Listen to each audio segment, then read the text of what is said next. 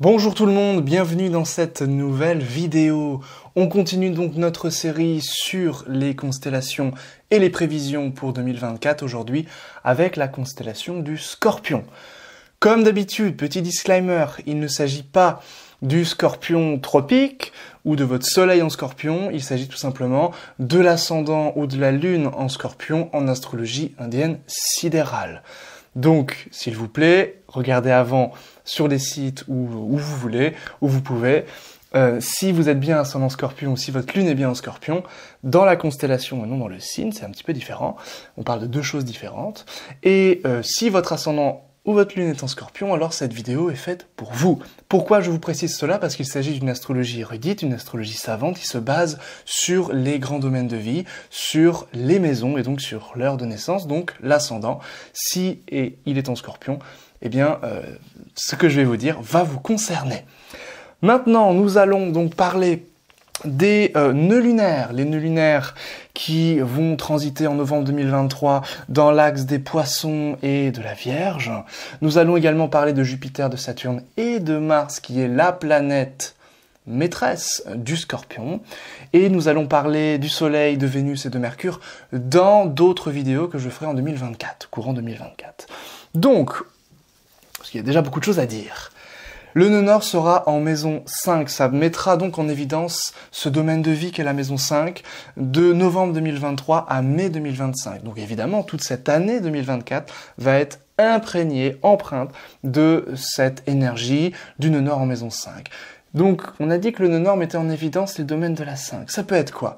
Ça peut être l'idée d'être concerné par un enfant. D'être concerné, voire inquiet, voire avoir des pensées un petit peu obsessionnelles, parce que le nœud nord, c'est ce que ça traduit, dans les domaines en lien avec l'éducation. On peut être concerné par l'éducation, impliqué réellement dedans jusqu'à, à 3h, 4h du matin, faire des recherches sur les choses en lien avec des enfants pour être le meilleur parent possible, etc. C'est des choses qui sont possibles, ou le meilleur prof possible, c'est possible. Il peut s'agir également avec la maison 5 d'une inquiétude vis-à-vis d'un enfant, bon, même si c'est plutôt favorisé avec le nœud nord vis-à-vis d'un enfant, en tout cas pour la vie d'un enfant, si votre enfant notamment a un travail, si votre enfant veut gagner de l'argent, etc., s'il est en âge évidemment, le nœud nord en maison 5 tend à favoriser son existence. Donc, ça c'est une chose. Ensuite, la maison 5 va signifier bien d'autres choses. Il régit en astrologie indienne l'intelligence, la créativité et le type d'intelligence. Le nœud nord en maison 5, c'est la soif d'apprendre. Ça va vous donner en fait une hyperactivité mentale, et je sais de quoi je parle parce que c'est ce que j'ai dans mon thème en astrologie indienne, et c'est l'idée de sans cesse apprendre, du matin jusqu'au soir, jusqu'à la nuit même parfois. Et donc, c'est ici une soif d'apprendre, et l'idée c'est que on va avoir du mal quand même à s'arrêter. C'est-à-dire que souvent les nœuds sont les extrêmes. Et il y a cette soif d'apprendre, cette soif de connaissance, ça viendra favoriser l'initiation à une pratique spirituelle, le nœud nord en maison 5, à une nouvelle pratique spirituelle d'autant plus. Ça peut favoriser également l'art. L'art et plus particulièrement les œuvres, tout ce qui est en lien avec la répétition. Parce que la maison 5, on dit que c'est une maison reliée aux enfants, mais plus globalement, c'est une maison de répétition. Les enfants sont une répétition de nous-mêmes. Donc, quelque part. Donc, le nœud nord, en maison 5, c'est la maison du chant. Vous savez, dans le monde de la chanson, il y a des refrains, et puis il y a des répétitions. On fait des répétitions dans le monde du cinéma, de la comédie, pour être comédien, acteur, etc. Donc c'est pour ça que ça viendra favoriser le domaine du cinéma, le domaine de l'art, le domaine vraiment de votre créativité. Par contre, vous pouvez vous sentir un petit peu en inconfort lorsqu'il faudra créer une œuvre, lorsqu'il faudra faire preuve de créativité, et vous aurez une réelle obsession de la perfection lorsque vous allez créer. Ce qui peut faire en sorte que vous allez produire de manière plutôt lente, mais ce sera excellent, ce que vous allez produire, si évidemment le thème vous le permet, le thème natal le permet. Donc voilà déjà ce que peut signifier ce nœud nord en maison 5, cette grande énergie tournée autour de la maison 5. La maison 5 c'est également la conception qu'on a, parce que c'est la joie de Vénus, de l'amour. Le nœud nord, c'est se poser des questions et remettre les choses en question vis-à-vis de nos relations, vis-à-vis de l'amour, vis-à-vis de... Est-ce qu'on n'attend pas trop de l'amour? Parce que le nœud nord, ce sont des attentes irréalistes, irréalisables. C'est également une soif, des désirs insatiables, le nœud nord. Donc, le nœud nord en maison 5 viendra vous poser ce genre de questions vis-à-vis des enfants, vis-à-vis de l'amour et vis-à-vis de vos œuvres, de manière générale. Qui dit nœud nord en maison 5, dit nœud sud en maison 11. Le nœud sud en maison 11, ça vient au contraire perturber, vous détacher des domaines de la 11. La 11, ça peut être la fratrie plus âgée, les sœurs, les frères plus âgés, qui là peuvent être, attention peut-être c'est pas la meilleure année pour eux. Peut-être que, il y a peut-être des problèmes de santé, des choses en lien avec la fratrie, il faudra évidemment regarder leur thème pour plus de détails. Le nœud sud en maison 11, ça vous détache un petit peu de la fratrie. Ça vous détache un petit peu des amis. C'est pas le meilleur moment pour rentrer en contact avec un groupe, un cercle, etc. Sauf si ce cercle, ce groupe a un lien avec quelque chose de très atypique, de très marginal ou de très spirituel, puisque le nœud sud va régir tout cela. Ça peut être tout à fait des groupes d'entraide, quand même, pour des sans-abri. Ça peut être des associations pour des gens qui ont des problématiques particulières, qui ont des handicaps particuliers, etc. Ça, c'est possible. Mais l'amitié comme on l'entend, la clientèle comme on l'entend, le réseau, les appuis, les protections, le nœud sud, il va fuir un petit peu les mondanités. Et justement, cet axe 5-11, pour vous les scorpions, c'est vraiment l'idée de fuir les mondanités en 2024 pour vous concentrer sur vos œuvres, sur la conception de l'amour, comme on l'a dit. Et puis ça va vous donner un côté original dans vos œuvres également. Le nœud nord, il limite. Donc ça peut être aussi, puisque la maison 5 est une maison d'identification, ça peut être l'idée, avec le nœud nord en maison 5, que vous allez vous inspirer de certaines œuvres pour, d'une part, copier et ensuite transcender. Ça, c'est vraiment fondamental, surtout si vous êtes artiste, bien entendu. Sinon, ça peut jouer plutôt sur le domaine de l'éducation, plutôt sur le domaine sentimental. Le nœud nord en maison 5, attention, c'est vrai, et après je reparlerai du nœud sud, peut faire en sorte, surtout si dans le thème natal vous êtes marqué par cette configuration ou par la maison 5, que vous vous perdiez un petit peu dans le jeu. Le jeu de manière générale, les plaisirs, les excès, les jeux d'argent, le jeu de manière générale. Donc, je vais prendre un exemple. Je suis marqué, comme je vous ai dit, par le nœud nord en maison 5. Il m'arrive de jouer aux échecs pendant des heures et des heures. Et je ne vois pas les heures passer. Voilà.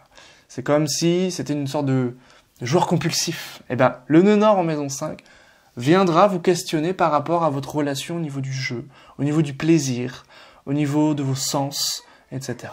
Donc c'est la joie de Vénus, donc tout ce qui va avoir un attrait à Vénus, l'art, l'amour, le jeu, le plaisir, va avoir une importance considérable et ça viendra vous questionner sur ces notions-là. Donc le nœud sud en maison 11, ça vous détache quand même un petit peu des revenus, du salaire, des fruits du travail. C'est pas ça qui est le plus favorisé ici. Ce qui est le plus favorisé, c'est vraiment ce qu'on a dit vis-à-vis du nœud nord en maison 5.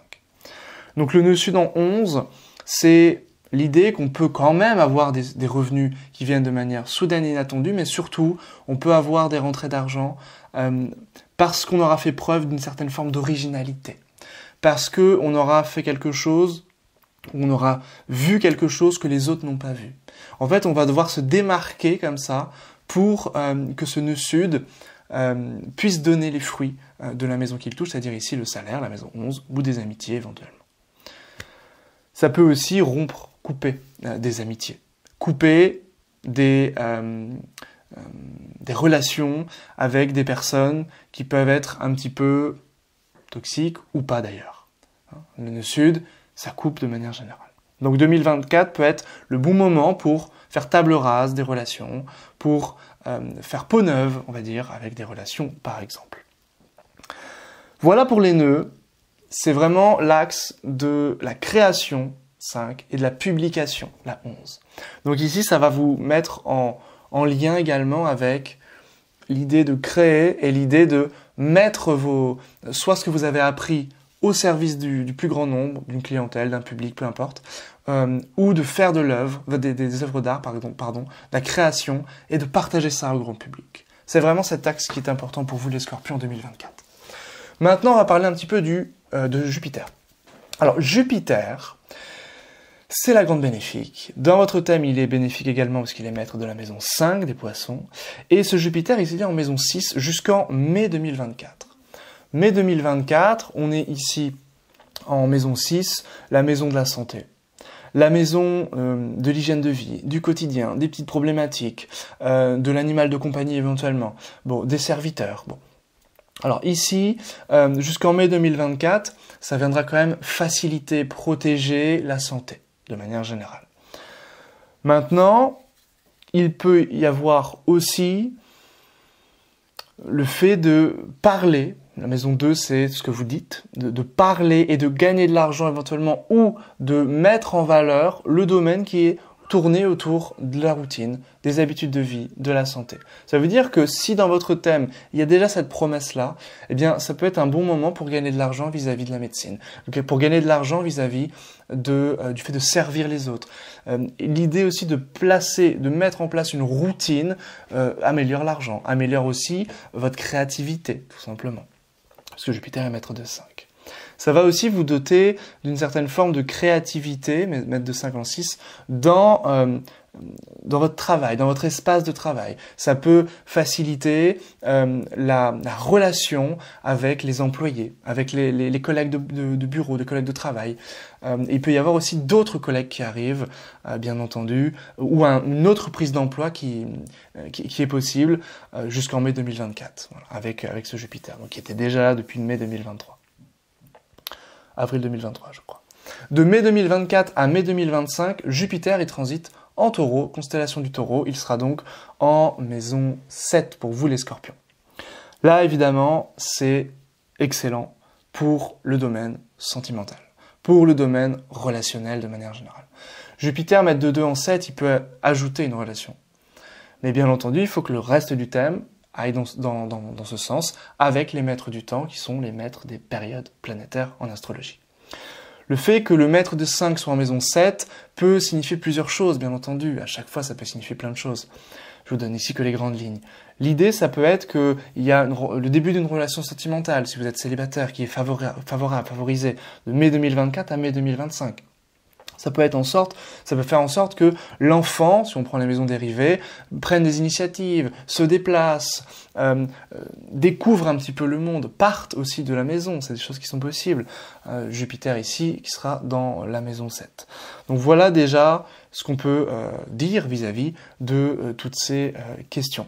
Alors bien sûr, Jupiter, il sera ici, si on prend l'ascendant Taureau, où sera Jupiter en fait, comme nouvel ascendant, eh bien il y a Jupiter est maître de 8 pour le Taureau. Donc, ça veut dire quoi? Ça veut dire qu'il peut y avoir un changement vis-à-vis d'une relation, tout simplement.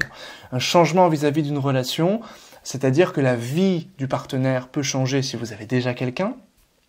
Ça peut vouloir dire aussi que le changement peut contribuer à un meilleur salaire pour le conjoint, à des biens, à des protections, à des amis éventuellement vis-à-vis du partenaire. Donc ça aussi, ça peut être intéressant vis-à-vis du conjoint. Saturne, parlons-en, il est en Verseau, il va y rester jusqu'en mars 2025. En constellation du Verseau, pas dans le signe, hein, encore une fois. Il est, ce Saturne, dans votre maison 4, donc chez lui. Il va donc nous parler de culture générale, d'histoire, du passé, hein, jusqu'en mars 2025. Encore, ici, on peut approfondir tout ce qui touche au passé, tout ce qui est important en lien avec le passé, en lien avec... alors, vous pouvez tout à fait écrire votre biographie, votre autobiographie. Maître de 3 en 4, on écrit, maître de 3, son histoire, maison 4. Donc tout ça peut être important, ça peut être important pour vous d'aller faire un travail au niveau de la génétique, au niveau de votre ADN, au niveau de vos ancêtres. Voilà, ça peut être très intéressant.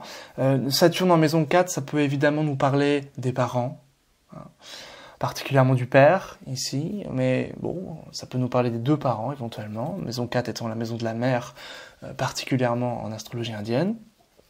Donc ça peut nous parler, voilà, peut-être que la vie du père ou de la mère, d'un des deux parents en tout cas, est un peu ralentie, la santé peut être un peu à surveiller éventuellement, bon, c'est possible, mais Saturne, voilà, ça va dépendre encore une fois des périodes.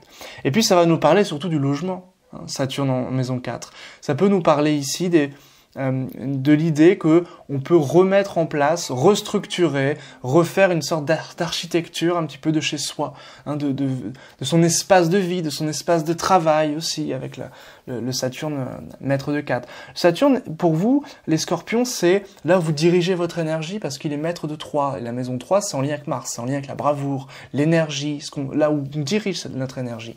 Et Saturne en 4, c'est là où vous allez diriger aussi votre énergie, c'est-à-dire pas seulement au niveau du nœud nord en 5, mais aussi en Saturne en 4. Donc, ça peut être évidemment une lecture mêlée de la 5 et de la 4. Par exemple, on est créatif, maison 5, vis-à-vis de notre logement, maison 4.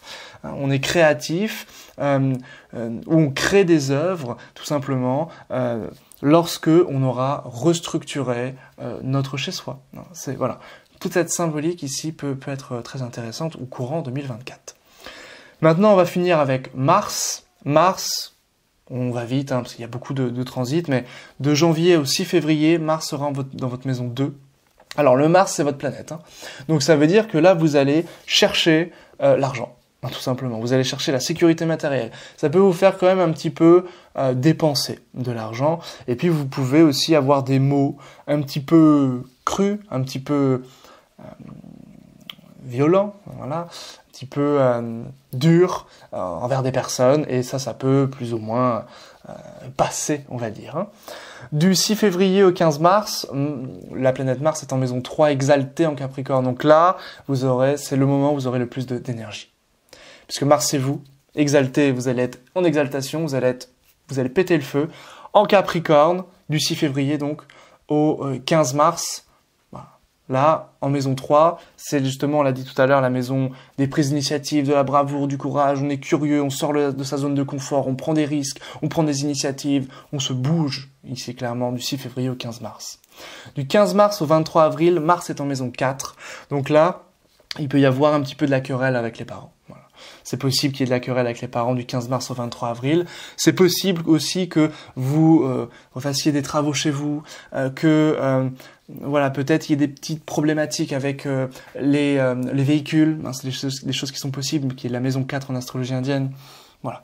23 avril, 1er juin, on va vite, Mars est en maison 5, donc là, vous êtes vraiment pleinement actif, impliqué dans la relation, dans l'éducation, hein, et éventuellement, et puis évidemment, c'est favorable, ça donne un gros coup de boost pour créer la création d'une œuvre, notamment. Du 1er juin au 13 juillet, Mars est en maison 6 dans sa joie en domicile. Alors attention à votre santé quand même, parce que Mars en maison 6, c'est votre maître de 1, maître de 1 en 6. On se méfie toujours un petit peu en termes de santé. Mais généralement, si vous avez une compétition, si vous avez un procès, si vous avez quelque chose dans lequel vous devez vous battre, bon, ben là vous gagnez. Hein. Il n'y a pas de doute. 23 avril, 1er juin, c'est favorable. 1er juin, 13 juillet, c'est favorable pour les combats, les duels, les choses un petit peu de cet ordre-là. 13 juillet, 26 août, Mars est en maison 7. Mars est en maison 7. Donc là, ça c'est ambigu. C'est une énergie ambiguë puisque Mars, maître de 1 en 7, vous mettez l'énergie, la passion au niveau de la relation, au niveau des autres, et en même temps, il est maître de 6. Donc il est perturbant, il peut créer une sorte de distanciation, éventuellement pas de rupture, mais voilà, tout dépendra de vos configurations natales et de vos périodes de vie, mais voilà, maître de 6 en 7, ça peut créer un petit peu de crise, un petit peu voilà, des choses qui ne sont pas spécialement confortables vis-à-vis de la relation quand même. 13 juillet, 26 août. 26 août, 20 octobre, Mars est en maison 8. Donc là, vous allez vers la 8. La 8, c'est quoi? C'est la recherche, l'ésotérisme, c'est protéger sa famille. Donc là, vous allez rentrer en guerre pour protéger votre famille. Vous allez allumer la torche pour rentrer dans la caverne intérieure de l'introspection, de l'ésotérisme, de tout ce qui est caché, ici particulièrement. Attention à votre morale, parce que maître de main 8, on peut avoir des petites tendances à se perdre dans des considérations un petit peu floues au niveau de l'ésotérisme, on peut se perdre facilement. Au niveau de la spiritualité, on peut vite être dans l'illusion. Et du 20 octobre au 7 juin 2025, c'est-à-dire que Mars ici il reste très longtemps, il reste à peu près 8 mois dans la constellation du Cancer où il sera en chute. Et c'est une position assez critique où vous allez devoir faire attention à vous, où vous allez devoir prendre soin de vous de manière générale. Parce que ici, du 20 octobre au 7 juin, alors bien sûr ce ne sera pas du 20 octobre au 7 juin, ce sera parmi cette fenêtre de tir. Il y aura un moment, si le thème le permet, si les périodes de vie l'indiquent, où on peut faire beaucoup plus attention à sa santé, puisque le Mars, il sera en chute, et c'est votre santé, c'est votre ascendant, maître d'ascendant. Et en même temps, il est maître de 6. Donc, il peut y avoir des complications au niveau du quotidien, des complications au niveau de vos habitudes de vie, de votre discipline, de votre hygiène de vie, qui fait que, eh bien, on a une moins bonne santé à ce moment-là. Et ça peut aussi avoir un rapport avec les voyages, avoir un rapport avec un professeur ou le père, qui peut aussi jouer un petit peu sur la santé, c'est possible. Avec cette énergie très particulière du Mars en chute du 20 octobre au 7 juin 2025. Donc, pour résumer cette année 2024, qui est plutôt correcte, très correcte même, plutôt très très bonne, avec le nœud nord en maison 5 qui est une maison bénéfique, qui accentuera, qui mettra en évidence les œuvres, l'éducation, l'amour également, qui vous re-questionnera sur tout cela. C'est aussi le fait de se recentrer sur qui on est, l'identité maison 5, l'identité profonde, on s'identifie aux choses ou aux êtres que l'on aime ou qui nous inspirent, c'est la maison de l'inspiration aussi. Le Saturne en maison 4, une restructuration un petit peu de notre espace de vie éventuellement. Le Jupiter en 7, très très intéressant pour le côté relationnel. Et puis, on l'a vu, une petite zone d'alerte entre le 20 octobre 2024 et le 7 juin 2025, on en reparlera quand on fera des vidéos au cours de l'année 2024. Le Mars ici qui est un petit peu fatigué, on va dire, en fin d'année. Mais voilà, on va prendre soin de soi et puis tout ira pour le mieux. Voilà ce que j'avais à vous dire les scorpions pour cette vidéo, pour les prévisions 2024. Si vous avez aimé, n'hésitez pas à me soutenir, ça m'aide énormément en vous abonnant. On est déjà 5000 sur la chaîne, donc merci vraiment à tous pour vos abonnements. N'hésitez pas à liker, à partager la vidéo si vous pensez qu'elle peut aider des personnes. Et puis n'hésitez pas à me faire un petit coucou dans les commentaires ou à me poser des questions, je suis là pour y répondre. Voilà, il ne me reste plus qu'à vous dire bonne année 2024 pour les scorpions, et puis à très bientôt pour une prochaine vidéo. Bye bye.